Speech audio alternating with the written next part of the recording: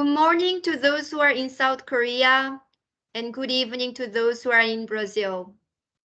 Welcome to day 4, the last day of the 10th edition of Brazil-Korea Entrepreneurship Lecture Series.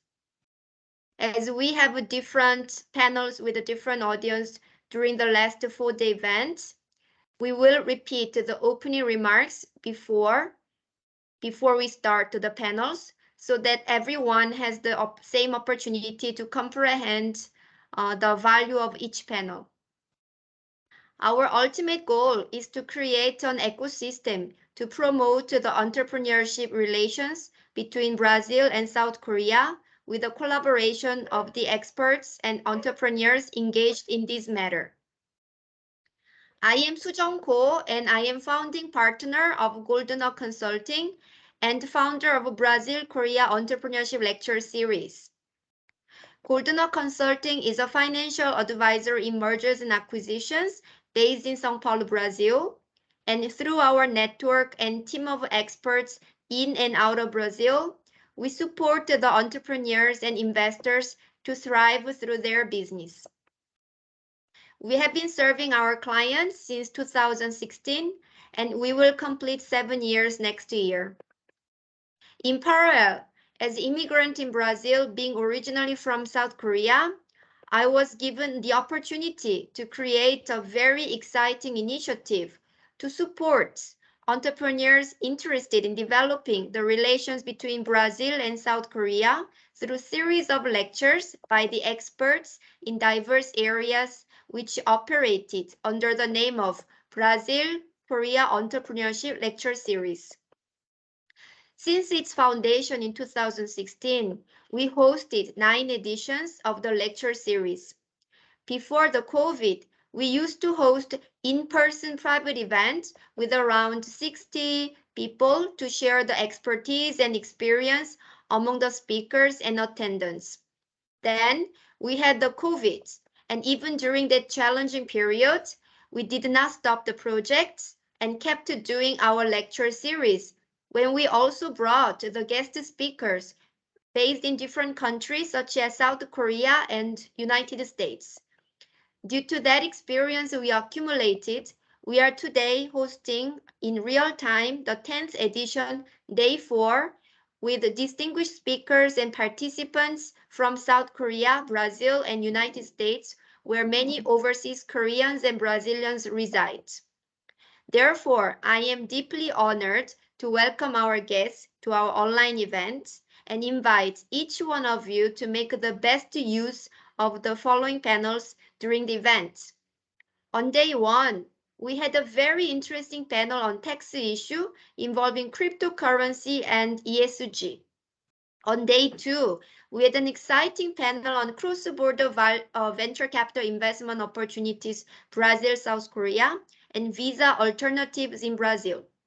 In addition, we had the presentation of a Brazilian startup with a technology and mobility and energy, followed by the testimony of 2 speakers who participated in the past editions of the Brazil-Korea Entrepreneurship Lecture Series. On day 3, we had panels on cross-tech in Brazil and doing business in media and entertainment in Brazil. And today, we'll have the 2 more panels on energy and water and sanitation in Brazil. So please stay with us until the end.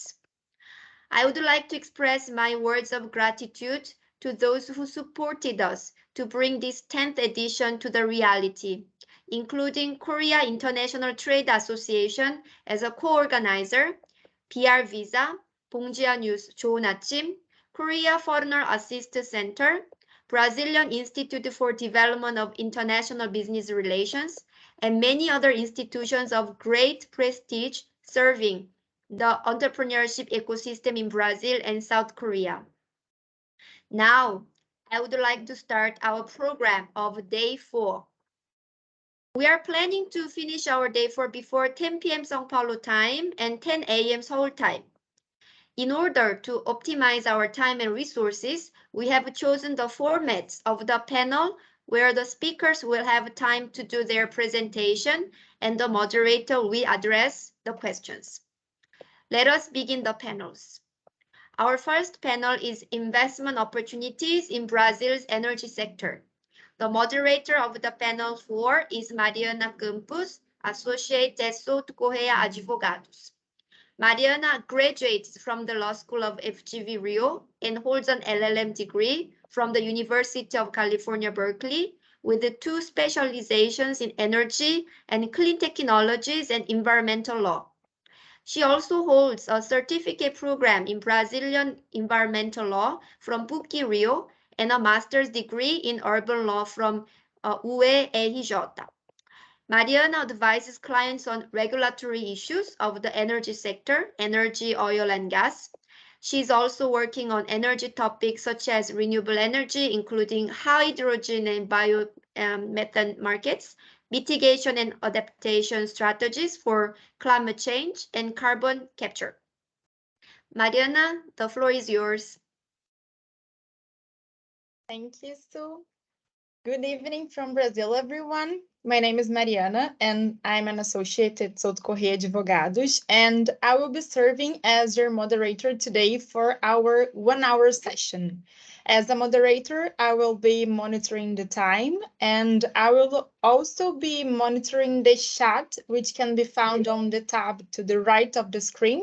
And if you have a question for the speakers, please type it in the chat. I will help convey the question to the speakers, so general comments and reflections on the presentation can be typed in the chat as well. And you will be hearing a presentation from João and Isabelle Bueno on this very timely subject. But before we get started, I wanted to take a few minutes of your time. So I'm going to share my screen here. Are you seeing? Okay, so today's topic is the investment opportunities in Brazil's energy sector. And today's agenda is divided into 3 main topics. First of all, I'm going to present a general presentation and brief comments on how Brazil is powering up its energy sector. And I will focus on biogas and hydrogen due to the time. And moving on, João will speak on powerful opportunities in clean energy, the role that corporate tax credits and incentives must play in Brazil. And in the end, Isabelle Bueno will speak on a topic of structuring investments in renewables in Brazil, building partnerships to unlock new opportunities. In the end, we'll have our Q&A section. So moving on, it's a quick overview. And the first question is, why renewable energy? Why renewable energy in Brazil? First, we can list some benefits of using renewable energy in our country. First of all, consumer protection, because the renewable energy can help stable pricing due to the volatility of fossil fuel prices. Second, diversification, because the more sources we have, the more reliable the grid operation become. Then environmental protection. So we know that renewable energy involves low carbon or zero carbon sources, so it helps the greenhouse gas emissions reduction and helps then the global warming concerns. Renewable energy also helps the reduction of the reliance of fossil fuel sources due to the increase of new ones on the grid operation. Here in Brazil, renewable energy also has some impacts on the economy, and I can quote the green jobs and investments, and also the investments on technology innovation. And here we call the innovability, which is the investments on green techs and investments on the innovation and sustainability topics.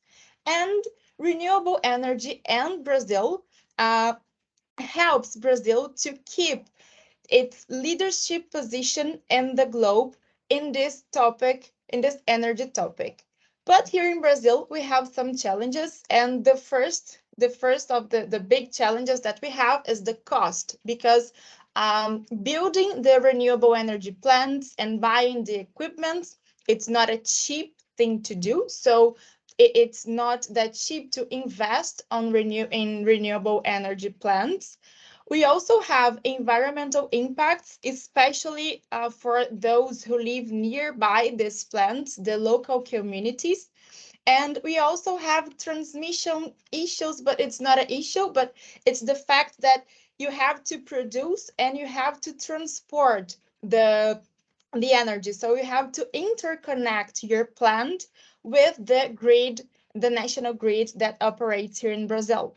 Another challenge that we have is the intermittency, because it can be obvious, but I can explain. We can only produce solar energy during the sun time. So we have a limitation to sunrise and to sunset to produce solar energy. We can only produce wind power with wind. So if the place do not have the wind, it cannot produce the wind power. And we also have a challenge here related to a natural gas fracking boom that we are seeing nowadays. So moving on, we have a Brazilian scenario in here. We have this great number. Our energy matrix is composed by more than 80% of renewable energy, and these numbers are from 2021, but the wind power represented 11% of the energy production in Brazil energy matrix, and the solar energy represented 2% of this amount. And the reason for this great number of renewable energy here in Brazil is because of our natural resources. We have a lot of water, we have sun, we have wind, we have biomass, we have potential to generate renewable natural gas, and we have space. We have space to build these plants, we have space to develop this kind of business here in the country. So the Brazilian renewable portfolio can be summarized in solar energy, wind power, hydropower, biomass and biogas, hydrogen, and others such as geothermal energy. And in this presentation, as I said before, I will focus on biogas and hydrogen because they are the trends here in the country. So moving on, hydrogen. Hydrogen can be found solely in the nature, which is called the white hydrogen, but we can also separate hydrogen from another molecule. So we can produce hydrogen from the water, which is called the green hydrogen, from natural gas with carbon capture, which is the blue one, but we can also produce hydrogen by natural gas, methane, biomass, coal, and nuclear energy. This classification based on color, I can say that this classification is quite old-fashioned, but it works here in Brazil. In Europe, for example, we call clean hydrogen the hydrogen that comes from a zero carbon source. Here in Brazil, we are starting to use the term sustainable hydrogen to encompass the hydrogen that is a low carbon source, which includes solar, wind, biomass, biogas, and hydro. And how can we use hydrogen here in Brazil or in other countries? I can say the first use, the mobility. We have, not here in Brazil, but in the US and Japan, a lot of cars that are powered by hydrogen. We also have a bus fleet that are powered by hydrogen, for example, in California. We can use hydrogen in our homes to heat the water and to heat the environment as well. We can use hydrogen as an energy source, especially for storing this energy, because we have some facilities with hydrogen, and we can also use hydrogen for industry purposes. And I can I can give an example for the fertilizers one. Hydrogen in Brazil is being discussed uh, um, for years, but the great initiatives are from 2021. So last year, the Brazilian National Council for Energy Policy published a resolution enacting the Fuel of the Future program, which is a program designed to promote measures for expanding the use of sustainable fuels, which can be included the hydrogen here.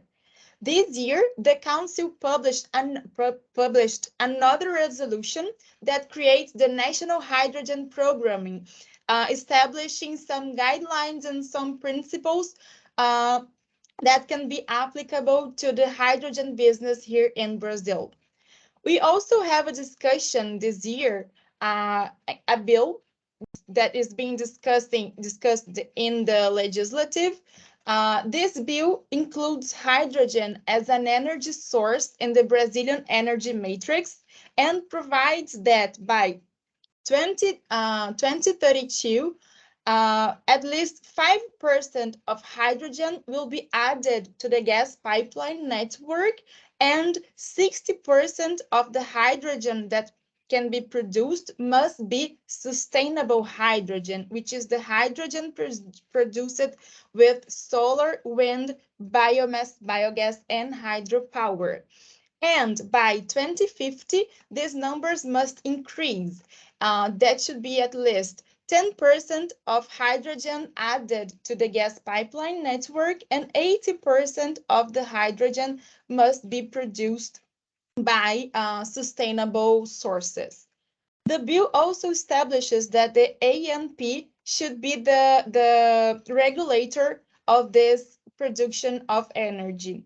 Here in Brazil, we have some players that are working with hydrogen business, and we also have investment possibility granted by BNDES here in Brazil. So moving on, biogas is another source of renewable energy. And the first question is, what is biogas? Biogas is a mix of methane, carbon dioxide, and hydrogen sulfide.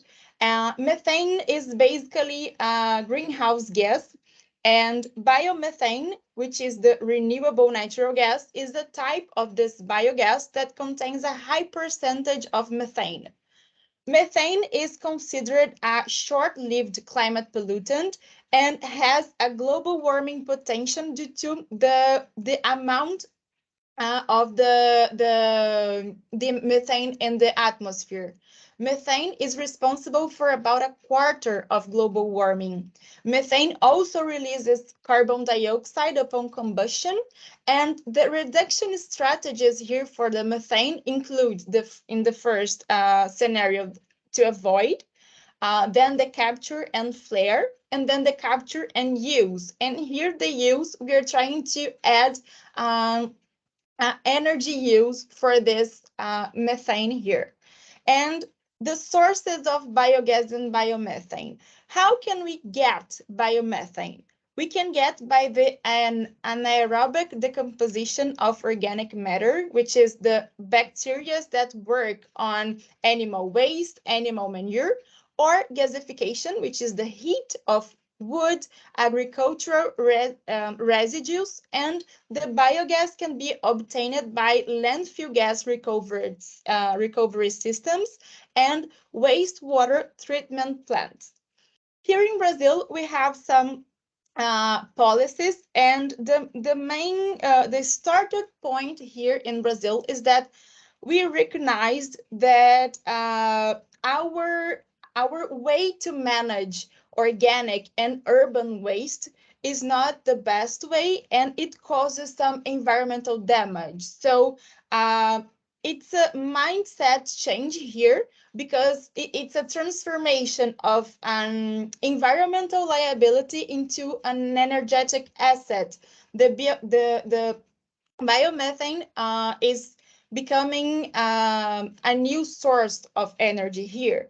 So there's a law, the federal strategy to incentivize the sustainable use of biogas and biomethane. which establishes the reduction of methane emissions, which is aligned with the Brazilian international commitments, and as an example, the Global Methane Pledge. And there is another policy that establishes the complete elimination of dumps in Brazil by 2024 and mandatory biomethane systems in new landfills. There are some players that are already working with biogas here in Brazil. And now, moving along to our session, please welcome João, who will be speaking to us on powerful opportunities in clean energy, the role that corporate tax credits and incentives must play in Brazil. João is also an associate of Souto Correa Advogados. João holds a bachelor's degree from Mackenzie and a certificate in tax law from Fundação Getúlio Vargas. He has experience in tax area in consultancy and litigation matters. His practice involves tax consulting in corporate structuring and mergers and acquisitions. He also represents clients in administrative and judicial tax litigation at the federal, state, and municipal levels. Please, João, you have 20 minutes for your presentation. Thank you, Mari. Good evening to those in Brazil, and good morning to those in South Korea. I'll share my screen with you, and just one second. So can you see my presentation? Yes, we do. So I'll briefly talk about tax benefits in Brazil and how important it is to structure new businesses. And as you may imagine, tax aspects for investments in our country are very, very important. And my goal is not to talk about everything concerning tax benefits for clean energy, but just to give you an overview. So I'd like to start talking about how taxation works, just for you to have an idea. So Brazil is a federation, and it has 3 levels of entities: the federal government, state government, and municipal government. And each of those spheres and those entities, they charge their own taxes. This means when coming to Brazil to invest in energy, in clean energy, if you are looking also to obtain tax benefits, you need to negotiate and to deal with all those entities. So there will be federal benefits, there will be state benefits, and there will be municipal benefits. So for the federal sphere, the federal government charges corporate tax and social contributions, which are like VAT, value-added tax, and also excise tax. The typical value-added tax is charged by states, and the municipalities, they charge a tax on services and on property of real estate. So there are a lot of entities, and it is important they respect some rules so that there won't be a tax war between them. And so there are those rules, especially for states and for VAT matters. So you already have an overview about Brazil, and I'll move forward to the tax benefits. So tax benefits are very important tools that governments use to support economic growth. And for underdeveloped countries, for developing countries like Brazil, those benefits are of even more importance. For the governments, they are equivalent then to public expenditure and public investment, even though it is often they represent a tax the taxpayer won't pay. It represents a tax saving for the government it represents, and it is accounted and recorded as public investment and expenditure. And for the taxpayer, on the other hand, it is to be considered a revenue. Those savings should be considered a revenue, and according to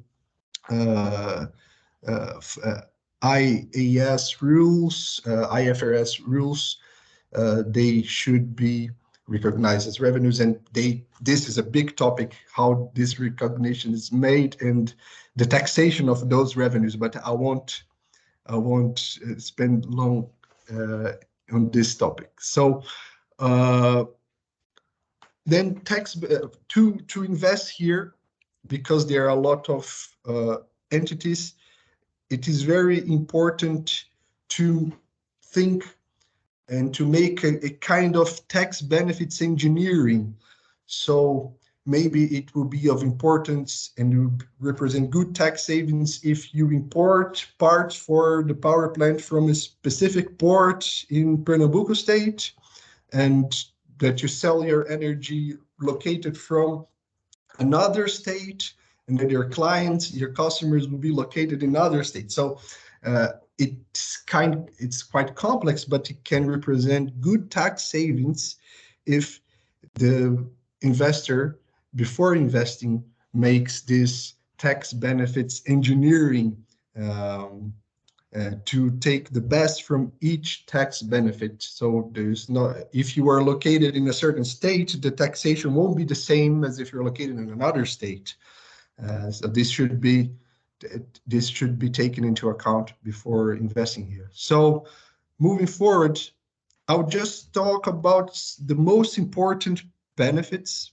First, the two most important benefits to invest here in Brazil. Maybe not the most important, but the best known benefits to investments in Brazil, and they are REIGI. So this is one of the main benefits here. It represents tax savings when buying parts and services and equipment when building a power plant.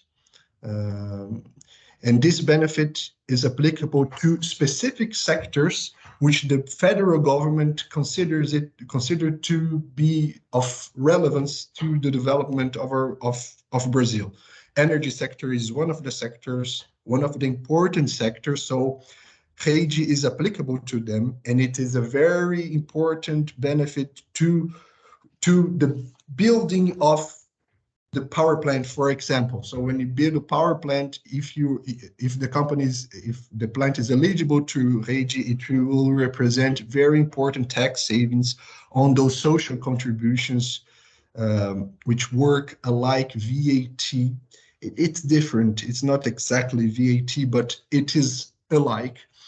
And there will be very important tax savings on those contributions, which will be levied on buying all the parts for the plant. So when investing here, REIGI is the first tax benefit the investor should think of when building the plant. If it's not buying a already built plant, if the investor will build it, will construct it from the beginning, it is very important.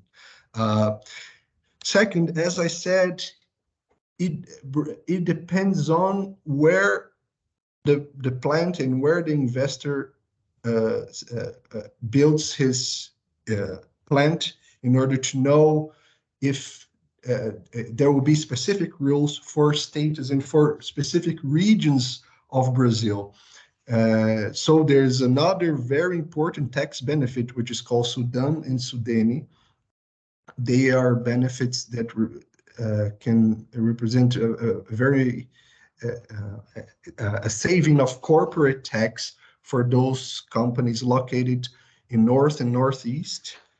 North and Northeast regions of Brazil are the poorest regions, so the government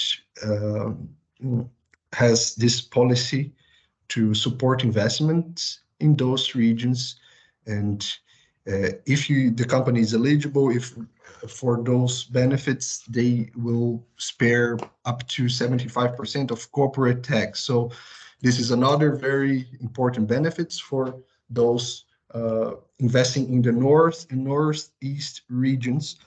Also, not for all businesses applicable. It's also applicable for businesses which the government understands they are of national relevance, but I can assure that for infrastructure businesses, they are like energy, they are almost always considered of national relevance, and they can benefit from those special tax regimes. So those are general benefits I spoke about. And I just would like to show you an energy model, one of those investments that is possible to be made in Brazil, a model of generating energy. And they are very important and new ICMS, it's value-added tax. They are very important topics concerning value-added tax on this model. So it's really a trend nowadays in Brazil to build and to create consortiums. I'll try to explain them to you. It's like the businesses, they can gather and they can together make have a contract and have what it's called a consortium, through which they will generate their own energy. So they together make this through this consortium. They can hire a company to generate their own energy, and they together generate their own energy in this kind of consortium. And for this type of business, it can represent cheaper energy, cleaner energy, and also energy with a lot of tax benefits. So for this reason, it's a trend. There are a lot of new businesses in the past years. About a lot of companies, they are interested in this business model.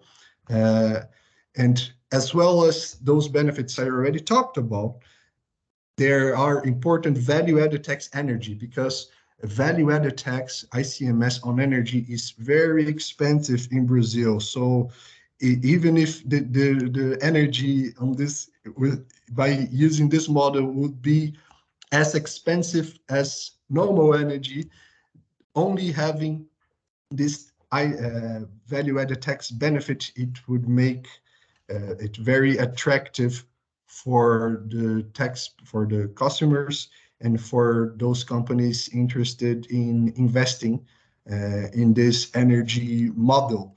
So here I describe how it works. It depends on state legislation, because value-added tax is a state tax, ICMS is a state tax. It will depend on state legislation, but I just can tell you it's a very interesting opportunity for investment, also when it comes to the taxation, which makes it even more interesting.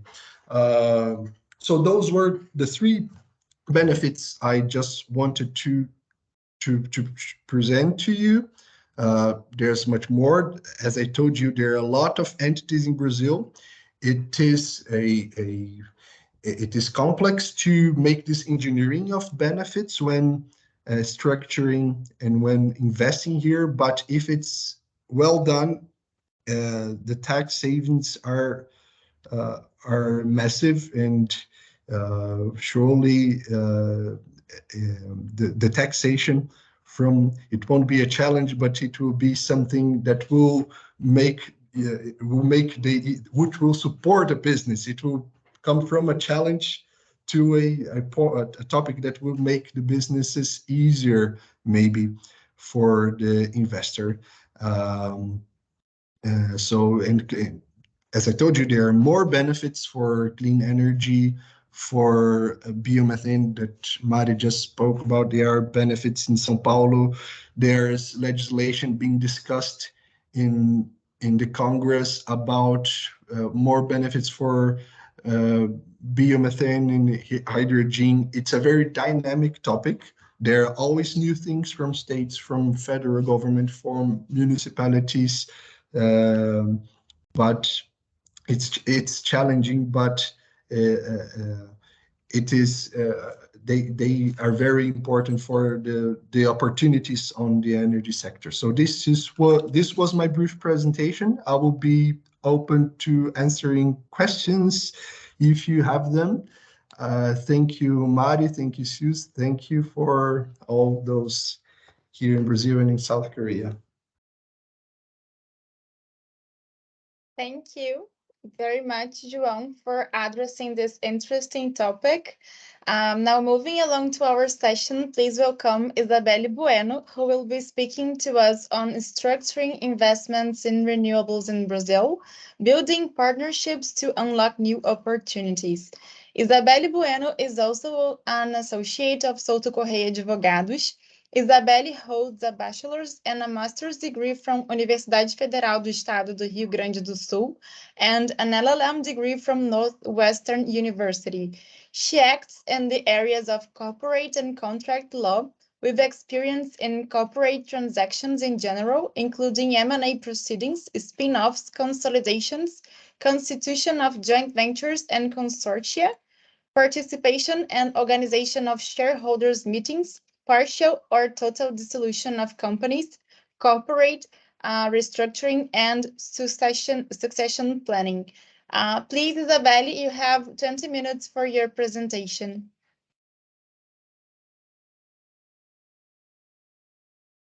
Hi, everyone. I'm just going to share my screen here. Let's see if it works well.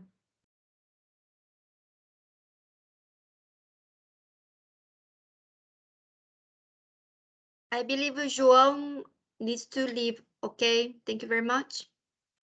Are you able to see my screen? 1 sec. Yes.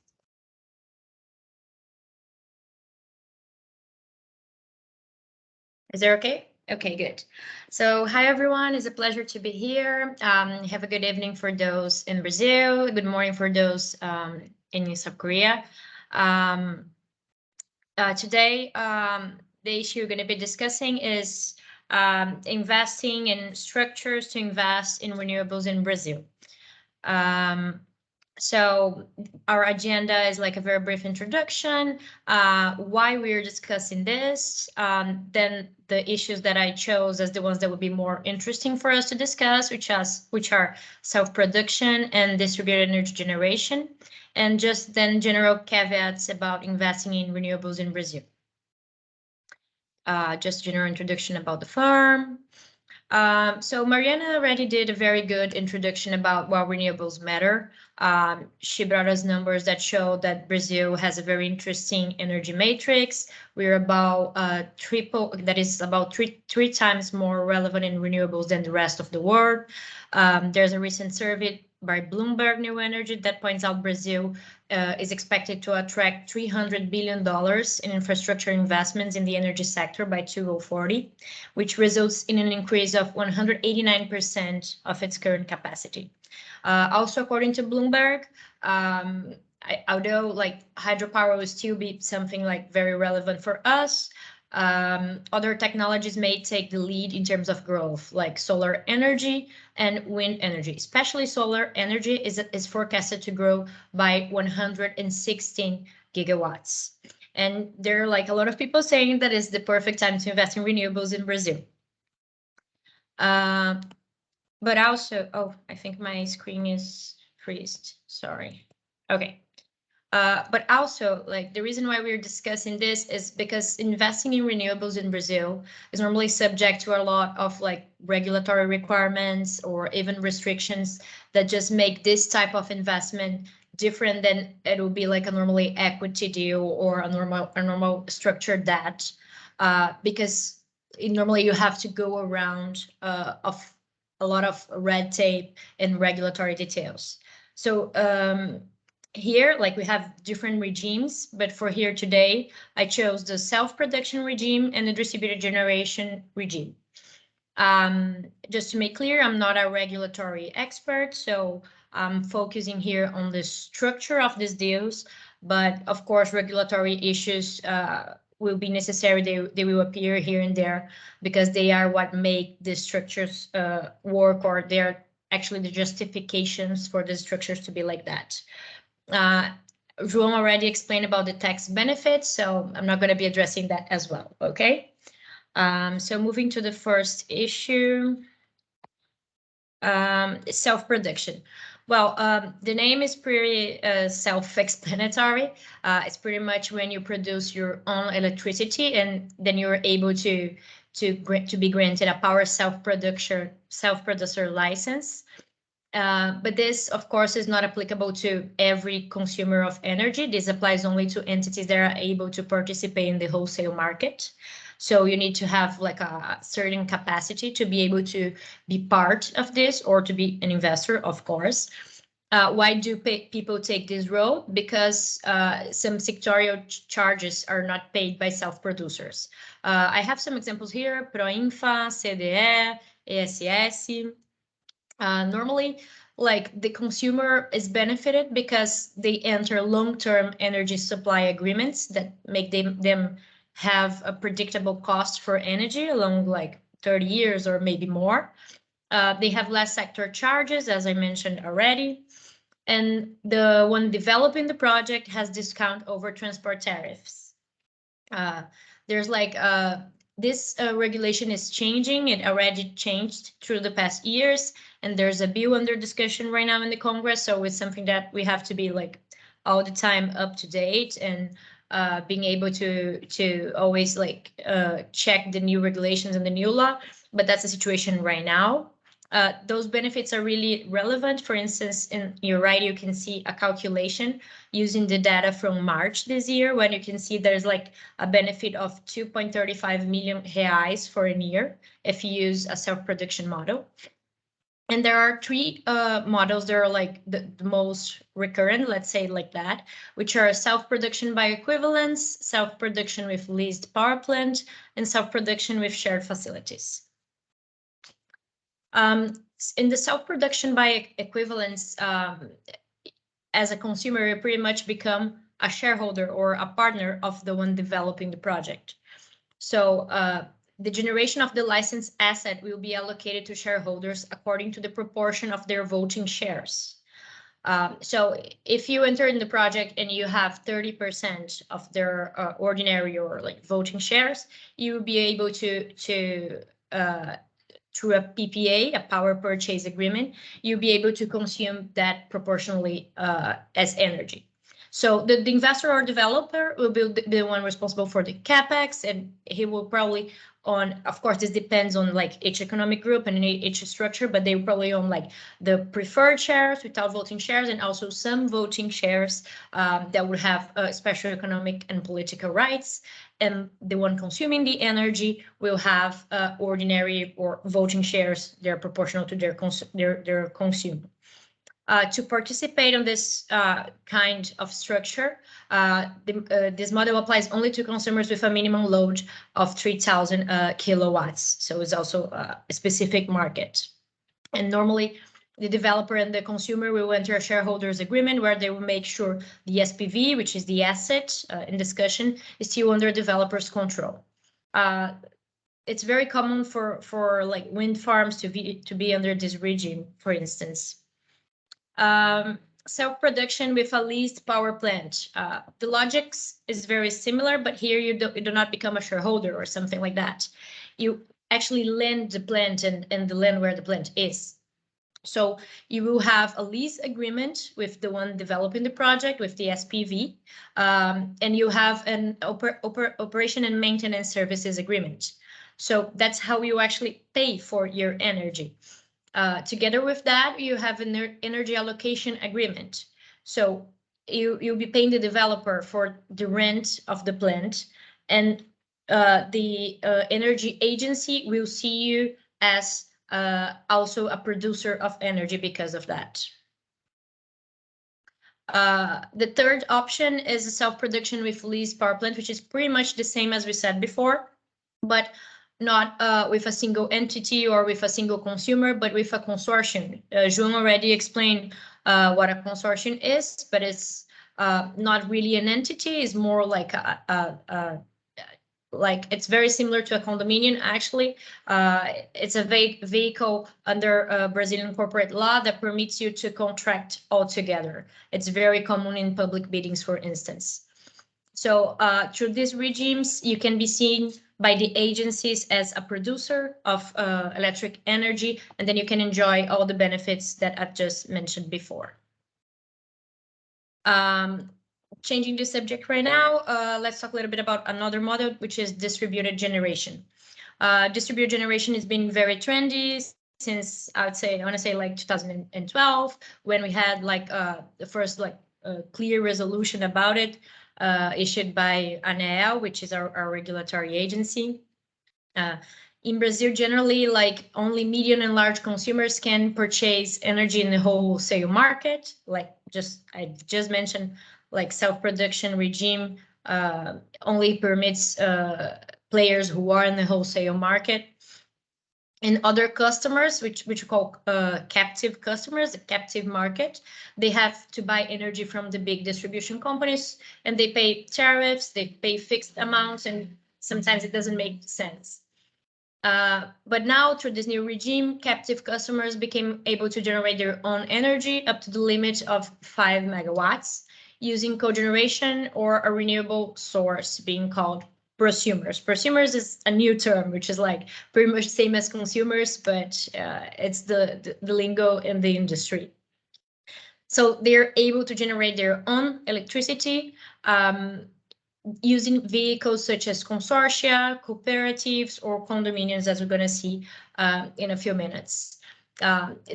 This regime combines financial savings, social, environmental awareness as all the renewables regimes that we're discussing here. In the Brazilian concept, the prosumer produces its own energy and deducts the value of the energy injected for the energy consumed. So as a consumer produces the energy, injects in the grid, and compensates in the system, having like a discount in their like monthly bill or in the bills that they would regularly receive. This can happen in 3 different ways. Remote self-consumption, when you have different units of the same ownership. For instance, you have a farm, all the units in the farm are yours. A shared generation, when you have different customers gathering in, as just mentioned, consortia, cooperatives, or condominiums. And when you have multiple units, which is the classic case of a commercial building or of a residential building, and the generated energy is divided between the units. Distributed generation actually seems simpler than it is in practice, even though it sometimes involves the smaller players. It is a lot of paperwork, as you can see from this presentation. I'm sure Sue will make it available for you later, so don't worry. I'll try to read everything in detail right now, but basically, the investor will have to lease or acquire land, hire someone to build the plant, and it will gather a number of prosumers through a consortium in this as example here, but it could be, if we had natural persons involved, it could be a cooperative, for instance. This vehicle will be the one with the agreement for the connection to the grid. They will be the owner of this agreement. So the investor has to be sure that it actually is able to manage the vehicle at the same time. So in the consortium, it will be the leader, for instance. Then the way it receives the money back from the prosumers is through an operation and maintenance and a lease agreement. Actually, 2 leases agreements, one for the UFV, which is the plant itself, and the other one for the land. This is actually a lot of paperwork. Distributed generation, just as I mentioned, for self-production is changing, is evolving. So very recently we have this new law 14300 from this year.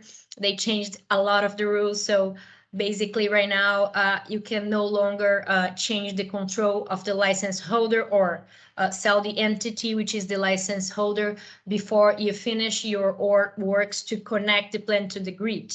Or like even after that, you need to request the company to inspect the connection point. That changed the market a lot. The market is having to become creative again and finding new structures.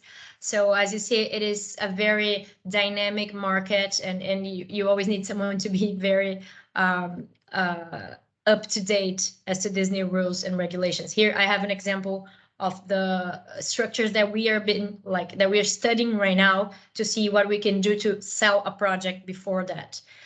So as you can see, like there are 3 options here. We have been telling our clients, okay, do a loan agreement that is convertible to shares later on, but there's no certain answer yet because there was not even time yet for ANEEL and there are other regulatory agencies to access those cases. Isabelle, so there's just okay. Yeah. Yeah. So this is just like a general overview and general caveats on what to look for. Of course, you have to due diligence to enter in this kind of investments in Brazil. You have to avoid the general risk for these transactions to constitute power trade operations.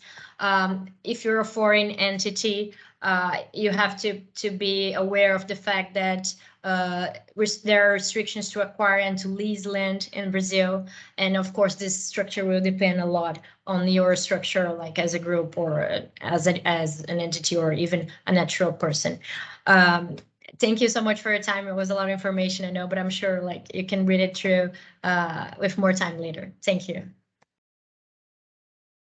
Thank you very much, Isabelle, for addressing this interesting topic. And I think we are almost out of time. So if anyone has any questions, I'm sure Isabelle and João would be pleased to answer them, maybe by email. I think we don't have enough time to questions right now. So thank you very much. I think we should probably just end the session pretty much on time. Thank you to João and Isabelle for today's presentation, and thank you the participants for joining in the session. We hope you enjoyed the panel. Thank you, Mariana and the speakers for the excellent panel and your contribution.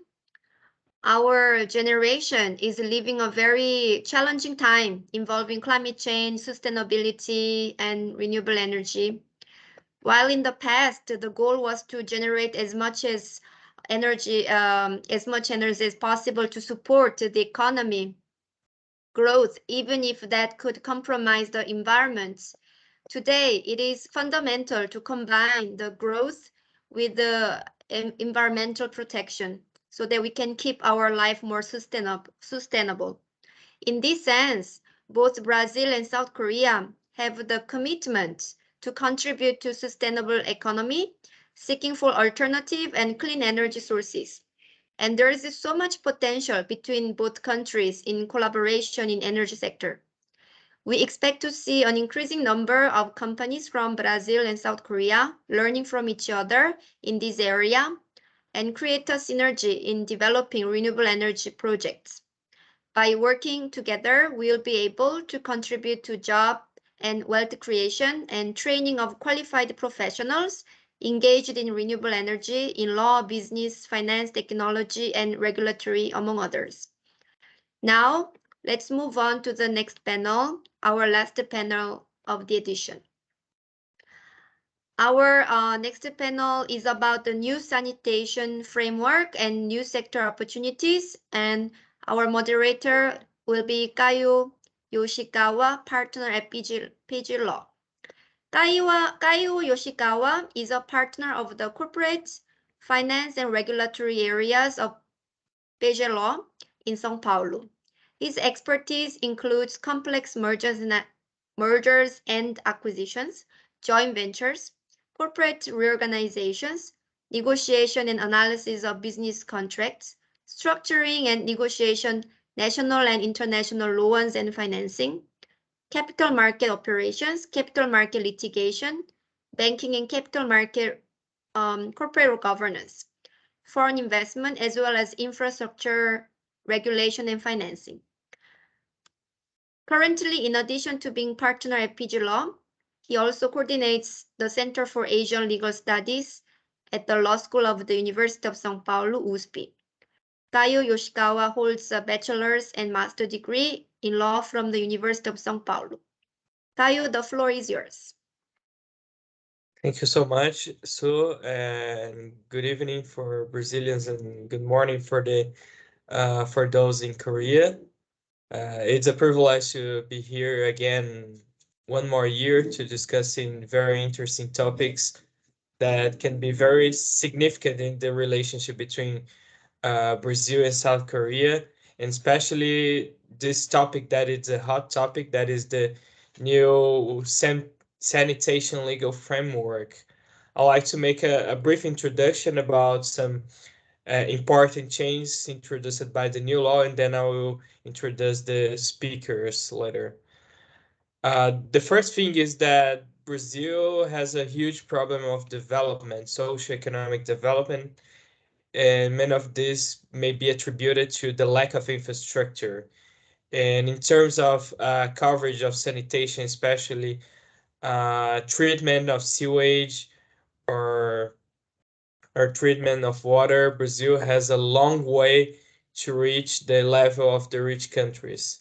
And the current model based on the provision of service by companies owned by states, by the states of the federation, did not succeed. Actually, it's responsible for the problems in investments, for the problems in achieving adequate coverage of the population. So the main focus of this change of law is to change this reality and to promote private investment, especially long-term investment in infrastructure. And I'm pretty sure that Korean companies and banks are interested in this kind of long-term investment with reliable partners.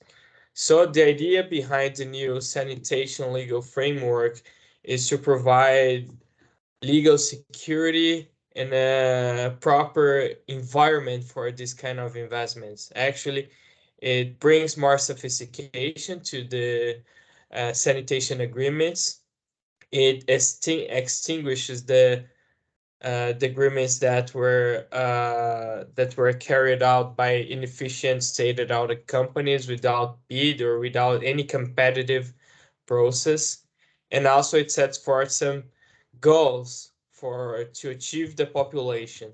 For example, with potable water, 99% of the population, and 90% of collection and treatment of sewage until 2033. And we have also the national federal agents that was responsible initially for the management of the water resources of Brazil, entrusted with some responsibilities and some duties to become a hub of excellence and also to issue rules on sanitation. Actually, the competence is municipal, so it's very dispersed. But this the role of unifying the rules through the what we call normas de referência or reference rules will certainly allows the companies to make planning on sanitation or investments in the sector in a national scale due to the uniformization of rules and practices. So we have a long way actually, but we have a horizon close to all of us.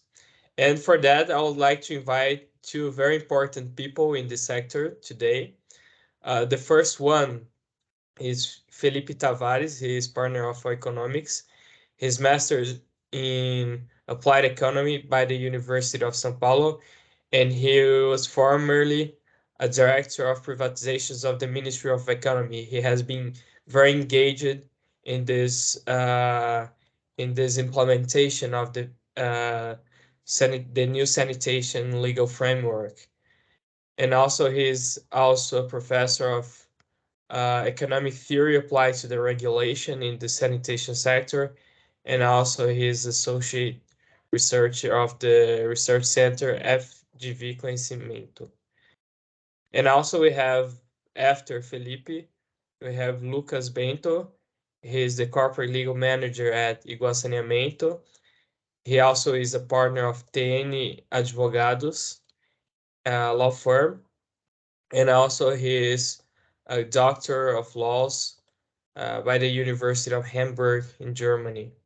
And let's pay attention to the most interesting part, that is our speakers parts. And for the first one, we would like to invite Felipe Tavares to discuss the investor's vision of the new sanitation framework. Good evening. Thank you, Caio, for the introduction. Thank you all for the invitation. It's such a pleasure to be here with you guys to talk about such important topic for Brazilian development. So I think the main point that I would like to bring here is to explain a little bit the whole law change in the country, that the law 14026 of 2020 has brought to the Brazilian landscape about water and sanitation. So the first topic to understand that the biggest change that the law brought was about the universalization, that which we call universalization in Portuguese, but it is about the coverage about water and sanitation service, because the Brazilian situation is not very good about this, because almost 35 million people aren't connected to water supply network, which is equivalent to the Canada entire population. So we could say that Brazil has a reality that the whole Canada has no access to water, to safe drinking water connections and supply. So it's a very difficult situation for the country. And about the sewage, it's even worse, because it's around 110 million people that doesn't have any access to treated sewage. So it's equivalent like the France and Spain total population with the lack of the service.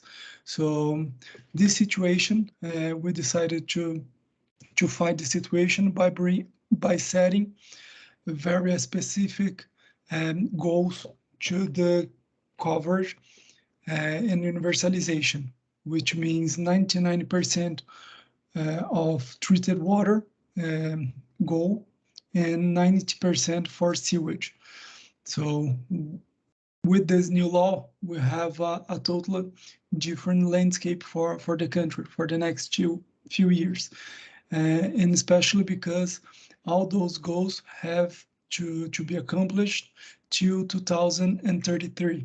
So we have 10 years that demands a lot of investments in the country, which means we need more capital, more private capital coming to the country to boost all those projects. So we have estimated that around 750 billion reais is necessary to accomplish the universalization investments in the Brazil for this next 10 years. So, and all those 750 billions of investment must to come from private investments, because the Brazilian government has no fiscal capability to afford those amounts of investments. And that's why we have this terrible situation. So this opportunity is totally focused and expected to be solved by the private sector. And all those investments, we estimate that it could be twice that amount in the indirect effects in the localities that we develop the projects. So we estimate that around 1.5 trillion reais that might be seen as indirect effects because of the investments, the projects, the job creation, and this whole situation, this whole environment of development is going to change the Brazilian situation. And we have terrible states with terrible with bad indicators of sewage, like Amapá, which is the worst case in Brazil, which just cover 6% of the entire population with sewage, treated sewage. So the new project in the Amapá is going to change this reality. So we are very excited about those projects that are coming because it could change our country for real.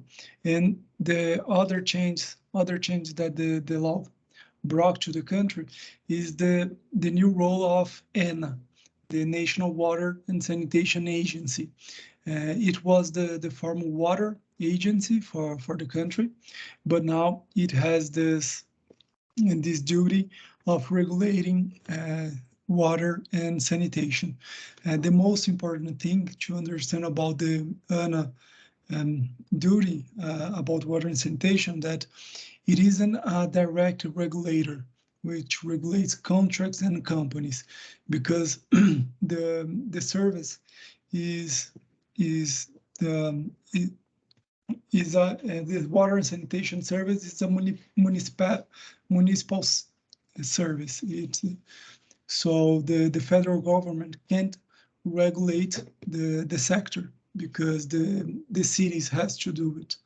So, but ANA has the duty to issue norms and reference norms that can be understood like the benchmark for the regulation.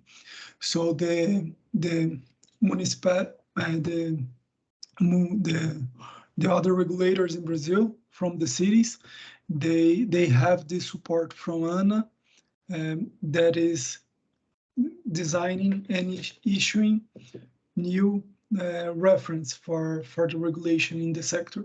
So with this new duty of ANA, we have something called like sunshine regulation in Brazil, which is about better norms, better act, but it's not an obligation for those regulators.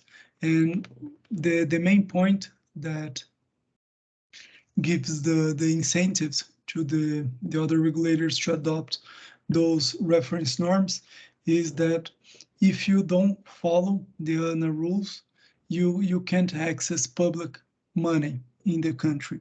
So it is a game changer for Brazil. So if you would like to access public money, you have to be in line with the benchmark for the sector. If you don't want to follow this benchmark, you can find 100% of private money for the project. So it changed a lot about the sector mentality in the country. So those situations are the main changes that the law has brought in these few years. So we could overview this law and these new challenges by clear goals, harmonizing regulation, attracting capital and entry into new investors, and economies of scale. So with these 4 topics, we understand that the country is going to achieve other levels of water and sanitation service and attendance for the population. And the main point that the worst situation about sewage are the states, the Brazilian states that has the lowest income indicators. So especially in the North region and Northeast region. So all those projects, the water and sanitation agenda for the next years is also agenda for local development, and local development in the localities that most depend and most need development and projects, because they don't have home bases to achieve other levels of income. So in the Northeast, for just to have an idea, 13% of population has access to treated sewage. So 13% of the entire region has access to treated sewage. This situation is terrible for the country. And 58%, 58.9 to be precise, percent of the population has access to water in the north region of Brazil. So we have a huge agenda in the north region. And it means that we are going to have also a environmental agenda as well, because as we don't treat the sewage, we are polluting our environment, because it is in natura sewage that is thrown in the rivers. So it is a lack of service that creates a terrible indirect situation in the whole region that can cost much more than the service, because we have impacts in health indicators, in other economic indicators like the tourism, because if the whole environment is start to deploy, and nobody wants to go there to enjoy the tourism and other aspects that the region could offer to the tourists. So water and sanitation could change the entire situation of this region.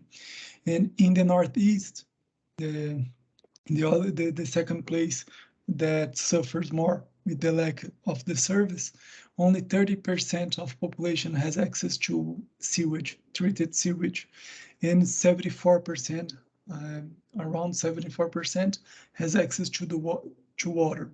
And most of those indicators are located in the littoral, in the coast of the Northeast, which means the most developed area in the region. So we have 2 scenarios in the Northeast region because the lack of the service, because the countryside suffers more with the lack of the service, and this region also has no resource to increase to improve the service quality and the service supply in the region for the population. And I think that the point of all those changes that we are going to bring a new regulatory benchmark, a new landscape with the stability of the country to attract those investments. So only in the last year, for instance, the last 2 years, we had attracted more than almost around 100 billion reais investments, or in bid amount of the project, the structure of the project. So this new landscape can change with this law, and I think that is the main point that we should explain to the investors, that are not used to the Brazilian law and regulatory framework for the sector.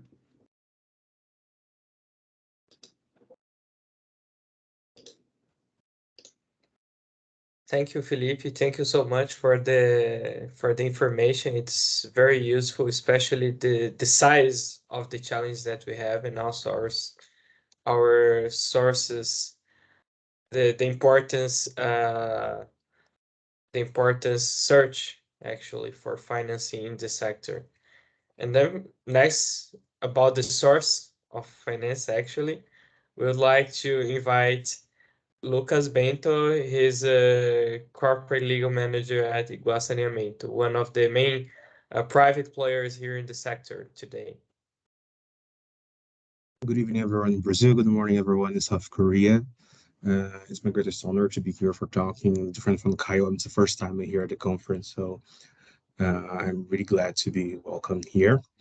First of all, I have to thank Caio and Sue for the invitation, and also say that I don't know if I have much to add after the brilliant exposure from Felipe, but I will try. So I will just share my screen in 1 second. Here, Caio, can you confirm if my screens are shared? Yes, thank you. Okay, so what's the purpose of my talk today with you guys? It's pretty much to show a little bit of how was the current scenario of Brazilian water and sewage ecosystem, and from that on, we should just move forward. What's the biggest challenge for when it comes to the lines of funding for this sector? So first of all, I think that was kind of over and over said tonight, but just to put a little bit of framework here, we have a national policy of water and sewage, but the ownership, the titularity of this service belongs to the municipalities, so the cities in Brazil. The management of the service can be either state or private, depending on if there is a concession, not a concession, and the primary source of income is the fees paid by the consumers. Those special points that I'm just highlighting right now, they will be important to understand what I have to say next. So first of all, when we talk about providers, so when we talk about the ones who provide the service, if we take a look at the whole framework we have in Brazil right now, you're gonna see the direct administration, which means that the government itself is the main relevant player here in every single municipality. So the cities are the most important players here. They are doing this, they are providing the service in water and sewage themselves in the majority of the country. The second one, it's what we call autarky, so it's indirect administration. So in the end of the day, the government again. So the government again comes back as the second main player. So it's the first one, the second one. Then we go to private companies, which will be the third main important the third main important structure providers that we're going to find here in Brazil. So what we are talking here, pretty much, once we have if you can see the difference between what represents the government, so we're talking about pretty much 1,500 municipalities, which the government is the one providing the service, against 104 private companies that are run by companies in Brazil, which the services provided by companies in Brazil. We have a huge market to be achieved here. However, what it really represents this market, that's what we should try to understand. When we try to understand how is the population provided with those services, you can see that pretty much the supply of water in Brazil is pretty much spread out. We have still some challenges in the north area of Brazil, but it's on the majority. You can see most of the states have more than 90% of supply of water, at least in the urban areas. However, we have a totally different view when we look to the providing of sewage and sanitation. Pretty much, as you can see, there is almost only 4 states that you have more than 50% of the population which are provided with a treatment, a sewage treatment and sanitation. And that's a really important, like a public health issue in Brazil. And that's pretty much what we're talking here. Of course, water is a very relevant issue, but as you can see, it's not the biggest issue here. We're talking about the problem of really infectious disease and how this goes back to the ecosystem and pollution. So Caio has introduced already when we talk about the new legal framework of sewage in Brazil, and pretty much the fundamental of that is that we have to change from public providers to private providers. The very, I would say the biggest win that brought to us was the prohibition of the program contracts. For those who don't understand this term, it's a very unique term. I had difficulty to translate that. So if anyone else knows a term, pretty helps me, but it's pretty much the contracts between state levels, so between the federation levels. So a contract between the municipality and the state, between the states and the federal government, so on and so forth. Why those contracts were important here?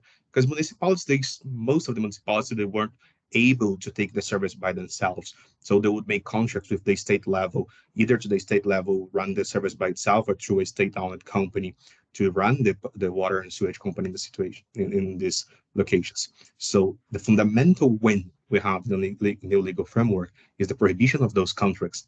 What that brings to us, that means that the state-owned companies, so the traditional water and sewage providers companies in Brazil, they are in bidding process, they are in market environmental, they're competing with private players, and that brings them not just to a new level of competition, but also to a new level of service they have to provide.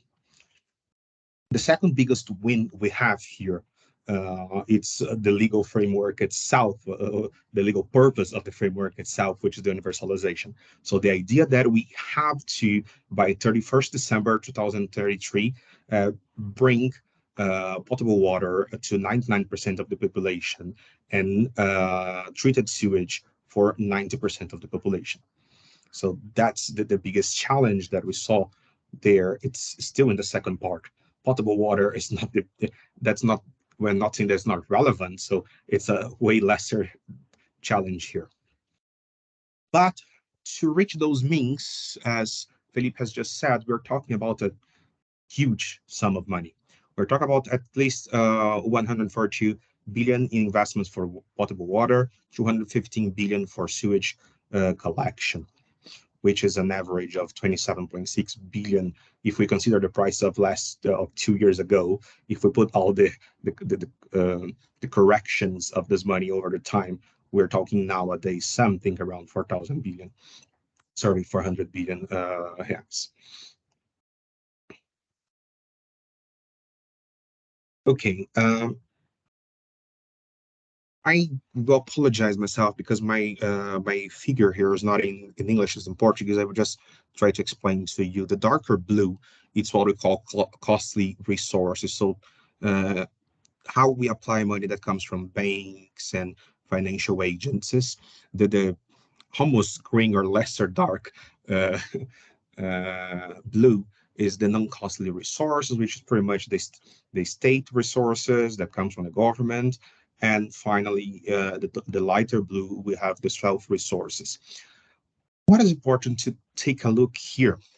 As you can see, the main sources of funding for water and sewage service in Brazil, it's pretty much private sector. You have the self-resources from the companies that provide the service. You have costly resources coming from banks and financial service. The state, so the state's the biggest player here, but on the other hand, is the one that puts less money here. And that's something that's really relevant when we go to take a look at the allocation of investments. I think, Felipe has already told that we have a problem here, which is the biggest amount of investments that we are looking from the last years in water and sewage services, they are concentrated in the southeast area of Brazil. That makes pretty much a lot of financial sense because we're talking about, as we said, the primary source of revenue is the fees paid by the consumers. However, it's easier to get fees paid where you have money to really pay it. So we have the very first problem here. We have a concentration of investments in the areas which has the lesser amount of investment to be done.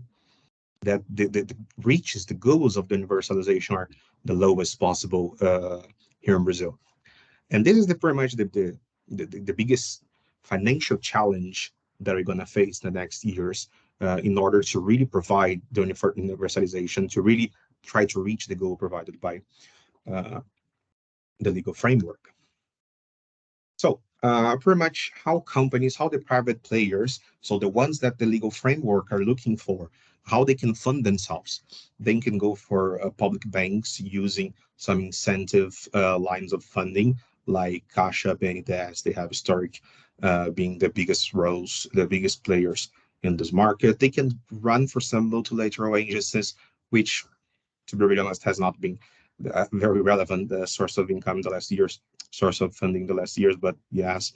I just put the ventures there to highlight that we have very, very few really traded public companies in Brazil when it comes to water and sewage. So pretty much when we say to access to capital market, we're talking about DCM, not really ECM. But with those lines of funding, we find what was the point of my talk tonight. Those lines of funding, they are primarily lines of service that will look for your IRR, your internal return rate. And in order to have an internal return rate that makes sense to those areas, the base of the micro regions, or the idea put in the legal framework in order to fund, to make fundable the water and sewer service in Brazil are not enough. To be really honest, I'm not seeing no one being super excited to try to go to an area in Brazil where you see the primary source of revenue are not really able to pay for the service. If they're not really able to pay for the service, the private sector cannot go there and just make the investment of providing the service, because first they won't find funding to that, because the funding will only be coming from private sources, and the private sources will be, in the end of the day, looking for internal rate of return. If you look to the last experiences in Brazil, where the private companies has been somehow succeeded, you would have São Paulo, which is pretty much the richest state in Brazil, where we have Sabesp, which is originally a state-owned company that went for IPO a couple of years ago. Is still state-controlled, and however, seems in the market that it's going for some kind of follow-on in the market, that follow-on of its capital, and maybe go for some kind of privatization by dilution of control. You have Copasa in Minas Gerais, which is a very, very long debate where it's going. Right now, you have a framework in Minas Gerais that pretty much says that Minas Gerais will try to keep Copasa as a relevant player in the water and sewage. So it's designing right now something that they will try to do the micro regions and try to bid new concessions in Minas Gerais. However, they will try to put Copasa as one of the bidders, which is something different from the market expected. Then you have Rio de Janeiro. Rio de Janeiro used to have SEDAI until last year. In last year, the biggest bidding on sanitation happened in the whole history, where 4 different blocks of the micro regions of the state of Rio de Janeiro has been bidded to the private sector. It was quite of a successful. It has to do 2 tenders. The first, we have the winning of the first, second, and 4th block, and have a second tender to the 3rd block. We can say that the 3rd block, it's pretty much the problem that we told just before. The 1st, 2nd, and 4th block has the richest areas of the city of Rio, including some surrounding areas. The 3rd block has not the richest, is not one of the richest areas of Rio, and that's why pretty much there was no interest in the first tender. However, still Rio de Janeiro compared to Brazil, you're still in a rich area, so you find a bidder for the second tender. What we're looking for next, next we have most likely Correa. Correa has launched last year a trial of IPO that didn't go very much well. This year has just announced M&A transaction, which is a very interesting new idea of literally selling the whole company straight away to the market in a bidding process of a traditional M&A. However, I told you about 4 companies in 4 states. As we look at here, we have a lot of companies to go. We have a lot of direct administration to go. And literally nowadays, we have literally no landscape where this is really designed. Why? Because it doesn't really make sense, the investment, until you don't have it really well designed. We are looking for a goal of trying to bring universalization of sanitation in Brazil through privatization, where you find projects that has no internal rate of return, and then doesn't really make sense. So with that said, I try to not be the low point of not the optimist person here, but it's just a way of showing that we have a challenge here. We have a very interesting landscape of investment, but is still somehow a little bit too much designed in one area of Brazil and not really looking towards the whole universalization that the legal framework was expecting for. Thank you. Thank you so much, Lucas, for the excellent presentation as well. I would like to make one question for both Felipe and Lucas, because as we could see here, we have a huge gap between the rich and the poor parts of Brazil, especially with regards to the lack of infrastructure. But at the same point, it's very interesting because the population is concentrated in the rich area, especially the southeast. And from the point of view of Felipe, that was in the government, or Lucas, that works in a private sanitation company, what are the challenges that you think about the financial sustainability for private investors regarding investments in those regions? What would be the challenges, and what would be the ways that the private investors could deal with these challenges? I believe we can start with Felipe, and if any of you in the attendance want to make any questions, please, you can send in the chat here. I think the biggest challenge of the private sector is finding good projects. We have a very difficult problem with the quality of the project in Brazil, in any area of the infrastructure. The public-private partnerships has kind of the tradition to have bad projects. We can see this with the roads, with the airports in Brazil, that we are returning more than 10 projects of roads, more than 5 projects in airports. So we have to, the investors, they must to be very, they have to pay attention in the structure of the project, because it demands a lot of investments. In our country is not the easiest country to deal with this kind of problems. So for instance, in some sectors we have discussions in the law area that stands for more than 5, 6, 7 years. So imagine you bring a couple tens of billions of reais to invest in the sector and lose a contract or facing problems with your project. So I think my suggestion, and in my point of view, the investors, they have to be very, they have to pay very attention in the quality of the projects before to invest. If I can add my small contribution here, surely when we go for the richest areas in Brazil, you're gonna find very most of the time very attractive projects.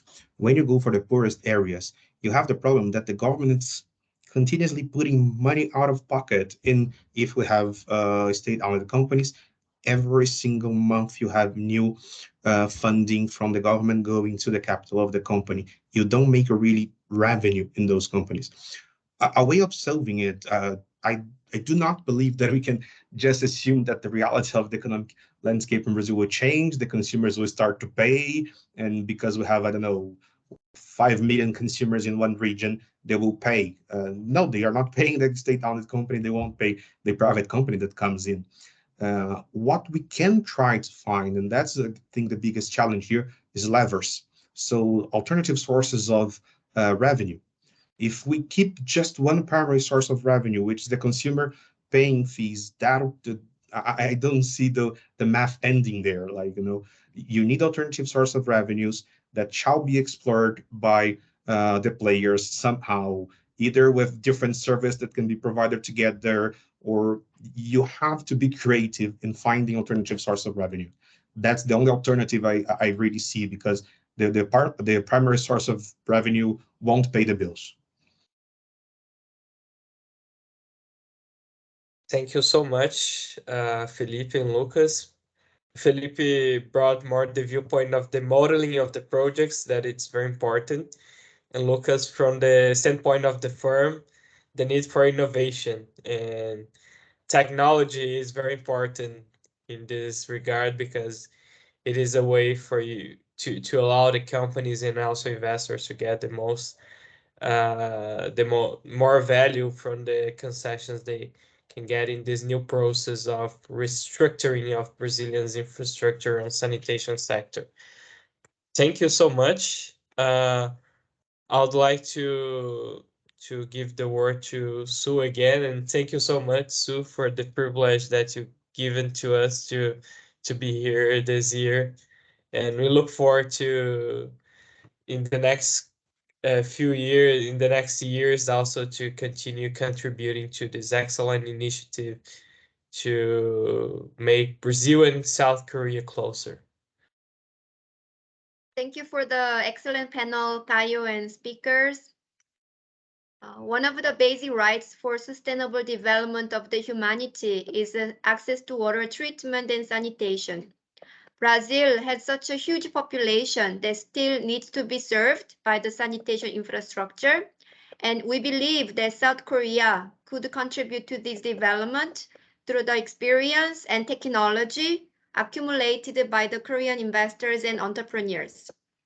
Again, the knowledge sharing by the expert in this matter provides stable grounds so that companies from Brazil and South Korea could collaborate in this sector and develop more projects in sanitation.